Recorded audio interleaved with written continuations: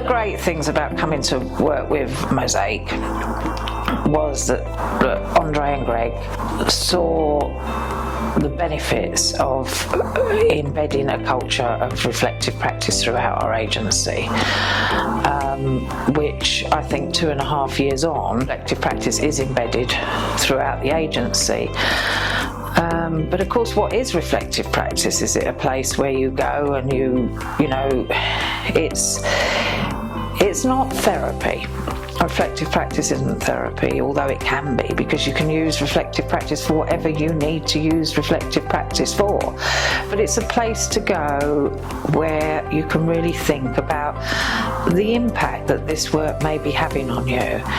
Because, you know, when you're working within fostering, or you're working within the fostering system, whether you're answering phones or you're a foster parent, you will be affected by the trauma, and vicariously in some way or another, because we all have our own felt sense, and it can come out in different ways. It can manifest in us in all different ways. We might shut off from a friend of ours that's talking about something difficult that they've had, or we might bury ourselves in work, or we haven't got time to listen, or we might stop having the water cooler moments because we're just too busy, we're too frantic. So we need to take time. We need to take time to sit and think.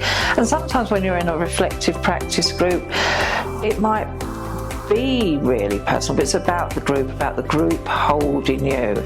And sometimes it might be quite fun being in a reflective practice group. It doesn't have to be, it's not all the time about someone has to bear their soul. But my job is to sort of bring it back to make the links and find the meanings for us. So make the links back to, you know, the dynamics that may be going on within a reflective practice group.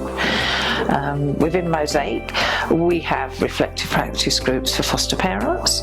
We have a weekly reflective practice group that runs every week apart from during holidays, because obviously the one big thing about reflective practice groups is they have to be confidential.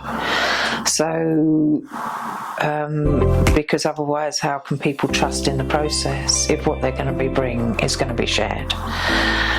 So they have to remain confidential. So obviously our foster parents reflective practice groups are by Zoom, because our foster parents are all over the counties, and you wouldn't know if the children are in the background. So we only hold those during term times. We do have a monthly foster parent reflective group, which is held on the last Tuesday of every month in the evening for foster parents that may not be able to get to the weekly one. Or also we have foster parents at work, and sometimes it can be a very different thing when you're fostering and holding a full-time job as well. And we have to make sure that there's space for people to be able to bring the difficulties they may encounter after a full day at work, and they come home and the house may not be as they left it.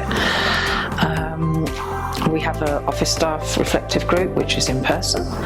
We have a supervising social worker reflective group fortnightly, and we have a therapist reflective group monthly.